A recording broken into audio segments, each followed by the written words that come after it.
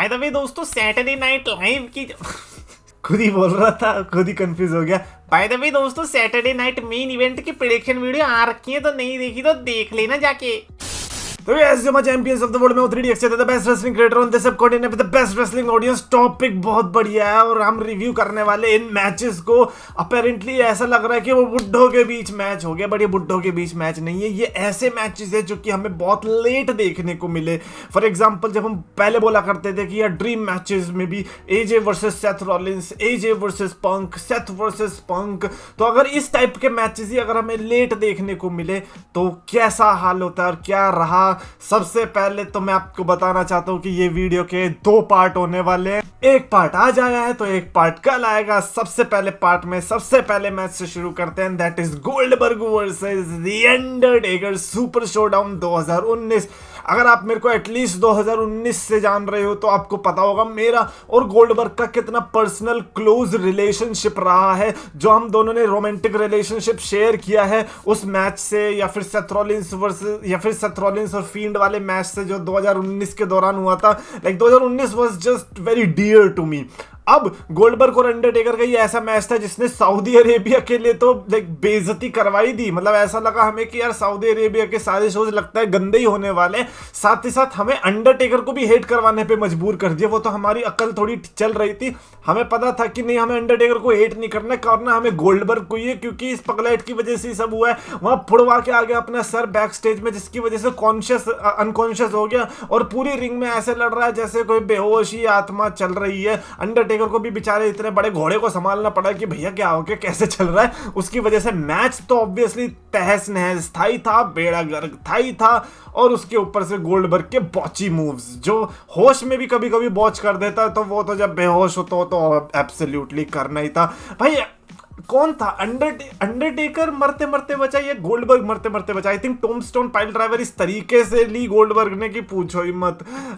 It was just like pure lackluster, like it was just bad, terrible, pathetic।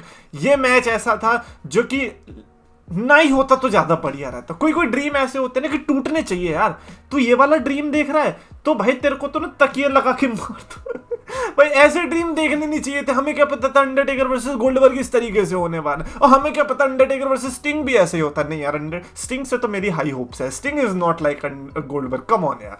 खैर, Undertaker versus Goldberg भले ही late हुआ, मैं ये कह रहा हूं कि अगर वो पहले होता तो ऑब्वियसली किल करता। ये एज का भी इशू है, क्योंकि गोल्डबर्ग यार इतने टाइम के बाद आया है। अब सोचो यही चीज अंडरटेकर वर्सेस गोल्डबर्ग 2003 में देखने को मिल रही है, 4 में देखने को मिल रही है। इवन आई वुड से कि अगर 2017 में भी होता, जब वो आया था गोल्डबर्ग दोबारा से, आई थिंक वो किलर मैच बन सकता था। बट एक तो भाई सऊदी अरेबिया, ऊपर से अंडरटेकर की भी एज हो रही है, गोल्डबर्ग की भी एज हो रही है, तो भाई हो गया बेड़ा Garg.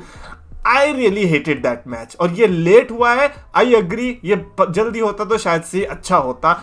Absolutely. Next up we have, Sting का नाम लिया। Sting is there, Sting versus Triple H from WrestleMania 31। 2015 का बड़ा आइकॉनिक WrestleMania का कार्ड रहा है, और उसी में हमें ये आइकॉन देखने को मिला था against the game triple H, और एंट्रेंसेस कमाल की थी। ट्रिपल एच पूरा वो टर्मिनेटर बोलते हैं उसको, जो आर्नोल्ड श्वार्ज़नेगर बनता है, तो टर्मिनेटर स्पेशल एंट्रेंस थी। मीनवाइल स्टिंग की वो उसकी अपने कैरेक्टर रिलेटेड एंट्रेंस थी। और फिर मैच जो भी हुआ था, हमें पता था अल्टीमेटली कि WCW का बंदा तो जीतने नहीं वाला, but at the same time कि क्या स्टिंग रिटर्न करने के बाद, डेब्यू करने के बाद ऐसे ही हार जाएगा अपने पहले रेसलमेनिया मैच के अंदर। हाँ, क्योंकि विंस मैकमैन की कंपनी नहीं थी WCW, उसकी कंपनी थी WWE, तो ऑब्वियसली यही होना था। लोगों को रिजल्ट तो पसंद नहीं आया, but at the same time WWE is not the place जहां पर हम ये सोच के चले कि हाँ यहाँ तो हम 100% रिजल्ट ही एक्सपेक्ट कर रहे हैं। भाई सामने ट्रिपल एच था। ऐसा नहीं है कि स्टिंग का तुमने मैच करा दिया था रैंडमली टाइटस ओनील के साथ, और फिर टाइटस ओनील जीत गया और लोग रो रहे हैं। तो वो रोने वाला पार्ट तो मेरे को समझ में नहीं आया था। I enjoyed the match very much. वो राइवलरी मजेदार थी, सेथ रॉलिंस और ट्रिपल एच सबका जो इन्वॉल्वमेंट था, वो मजेदार राइवलरी थी। इस मैच के दौरान भी हमें नॉस्टैल्जिया देखने को मिला DXI NWOI बीच में।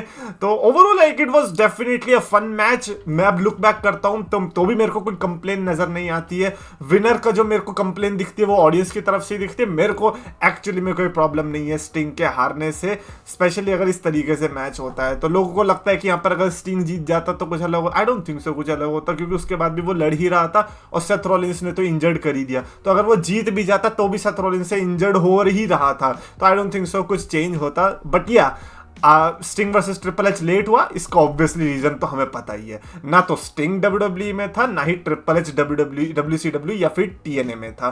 तो ऐसे में ऑब्वियसली इनकी मीटिंग तो लेट ही होने वाली थी। और अंडरटेकर वर्सेस स्टिंग भी इस लिस्ट में होता अगर अंडरटेकर वर्सेस स्टिंग इवेंचुअली हमें देखने को भी मिलता। I think one of those very few dream matches जो कि होने चाहिए अभी भी अंडरटेकर और स्टिंग का ऐसा है जो कि अभी भी कर सकते, क्योंकि स्टिंग को मैंने भी रिसेंटली लड़ते हुए देखा, और अगर इन्होंने सिनेमैटिक मैच पुल कर दिया भाई मजा आ जाएगा। The rock versus CM punk from elimination chamber 2013। यार ये तो अजीब है यार, देखो द रॉक लड़ ही कहाँ रहा, 2011 में तो उसकी सही से रिटर्न देखने को मिली। जॉन सीना से उसने 2 साल लगा दिए लड़ने के लिए, 2 भी क्या राइवलरी के लिए तो आई थिंक मेरे को लगता है 3 साल हो गए थे, 11, 12, 13, वो पूरा केओटिक चल रहा था, जिसके बीच में हमें रॉक वर्सेस पंक देखने को मिल ही गया जैसे तैसे। We were very happy about it कि हाँ भाई रंबल और चेंबर में इनके बीच मैचेस देखने को मिले। एज अ फैन जो कि CM पंक का भी बड़ा फैन है, तो वो लुक बैक करता है तो ऐसा लगता है कि चलो ये तो कर ही लिया था उन्होंने, अब हमें ऐसा रोना नहीं पड़ता कि यार पंक वर्सेस रॉक भी होना चाहिए, क्योंकि हो चुका है ऑलरेडी। वी आर सेटिस्फाइड, है ना। उस टाइम पे CM पंक को जरूरत भी थी कि हाँ अगर रॉक के साथ मैच मिल जाएगा तो मजा आएगा।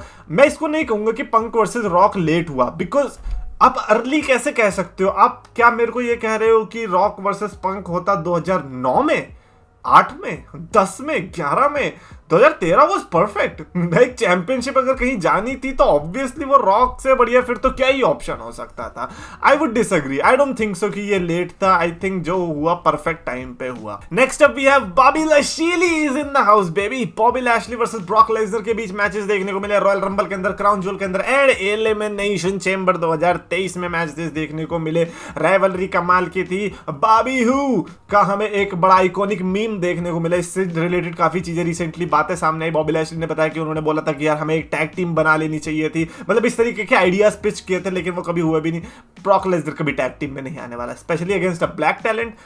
भाई ब्लैक टैलेंट के अगेंस्ट ब्रॉक लेसनर का रिकॉर्ड शायद बॉबी लैशली ने देखा है नहीं, बट खैर उसके डीप में नहीं जाने वाले। मैं बस ये कह रहा हूँ कि लेसनर और लैशली का जो मैच था ना, वो ऑब्वियसली 2 ऐसे स्पेसिमेन जिनकी फिजिकल स्पीशीज अगर आप देखोगे तो ऐसा लगता है कि भाई ये बने ही एक दूसरे से लड़ने के लिए है।